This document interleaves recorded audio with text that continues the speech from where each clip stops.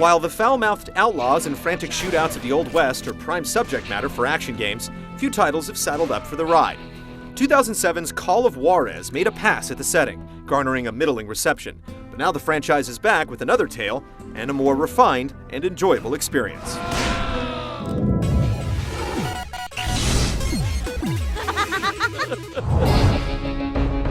Bound in Blood is a prequel, but the story stands on its own merits. Ray and Thomas McCall desert the Confederate Army to defend their family home and flee west with their brother William, a priest troubled by his brother's declining morals. The McCalls hear of buried treasure near Juarez and make some unsavory alliances, but the biggest threat facing the brothers lies with a shady, two-timing woman. Would you like to walk with me? I need to fill this skin with water. It's an enjoyable tale of double crosses, treasure hunting, and adventure, but William's concerns for his brothers can get tiresome at times. My brothers do not need more blood on their hands. There's also far too much focus on the vengeful Confederate colonel who relentlessly pursues the McCalls, which distracts from the more important matters long after his role should have ended. Thomas, don't. He'll kill you.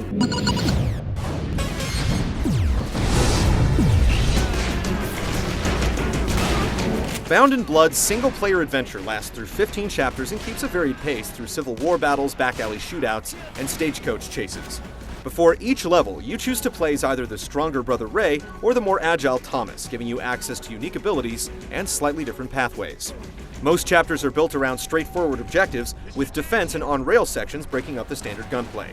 However, 2 levels take a more open-world approach, with wanted posters advertising side quests you can pursue for extra cash. In addition to the 8-hour single-player game, Bound in Blood features 5 online multiplayer modes, pitting lawmen against outlaws. The most distinctive of the bunch is Wild West Legends, which tasks players with completing objectives loosely based on historical events.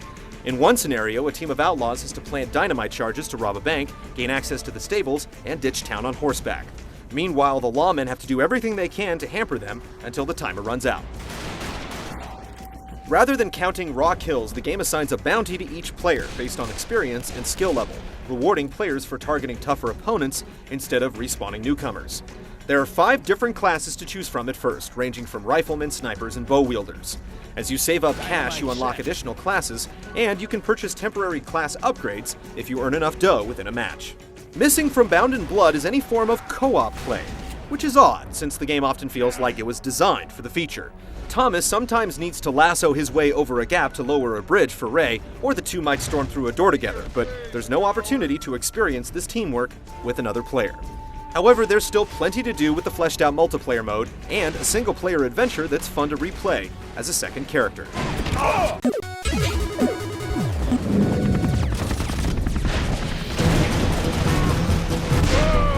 Bound in Blood's campaign successfully captures the feel of classic Western shootouts, as you duck behind crates and eliminate scoundrels popping out of barns, balconies, and rooftops. There is a cover system that lets you stick to objects and peek around corners, but it isn't very useful due to the limited perspective. Reload times for the period weapons ensure that you won't be spraying bullets too liberally, but you'll find superior arms on enemy corpses or for sale in shops as you advance. The brothers can each carry 2 pistols and a rifle or shotgun at all times, but each has specialties that favor distinct playstyles. Ray is more of a brute, tossing dynamite like hand grenades, dual-wielding pistols, and carrying Gatling guns if you can find them. Thomas is more subtle, with silent weapons like the bow and throwing knives, and a lasso that he can use to climb to higher locations. And if you're indoors, either brother can grab a chair and bust it over someone's head. Quickly racking up kills lets you activate concentration mode, which freezes time so you can pick off any enemies in view. The mechanics are specific to each McCall, and there are also pre-scripted moments where you'll bust into rooms for surprise attacks, with the brothers competing to clear the room in the blink of an eye. Now, if you're gonna prove you aren't a yellow-bellied sapsucker, you're gonna have to face off man-to-man in a few duels. With the left stick keeping the focus on the sorry fool in front of you, and the right stick keeping your hand near the Widowmaker, you listen for the bell's toll to draw before you take a face full of lead. In a sense, duels are little more than QuickTime events, with all the associated trial and error, but at least the game gives you a second chance if you fail. Bound in Blood gives you enough tools to make you feel like a bad-to-the-bone outlaw, but even with all the assists and slow-mo effects, the enemies still put up a fair fight. Don't miss, brother!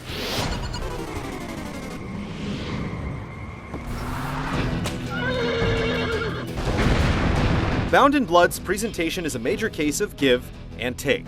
Detailed character models are often paired with stiff animations. Riding on horseback doesn't look right at all, and the voice acting for minor characters can be pretty poor. Running River gathers a tribal council, but won't listen to our council. Plus, shoddy engine performance delivers screen-tearing and shimmering effects whenever the camera is in motion, marring much of the art and visual fidelity. Despite all this, Bound in Blood still manages to come across fairly well as a whole. It's great to hear the McCall brothers' ornery personalities and taunting one-liners.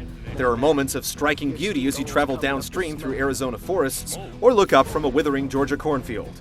And the varied environments do a great job of staving off dry gulch fatigue. Get the hell out of here before I take your firearm and shove it where the sun don't shine.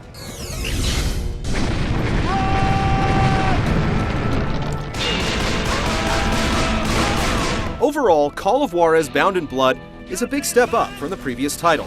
It delivers on the classic Western setting, provides lots of gameplay options, and even lets you pull off bank heists with friends online. And without a single assault rifle to be found, it's a welcome change of pace from the standard shooter fare.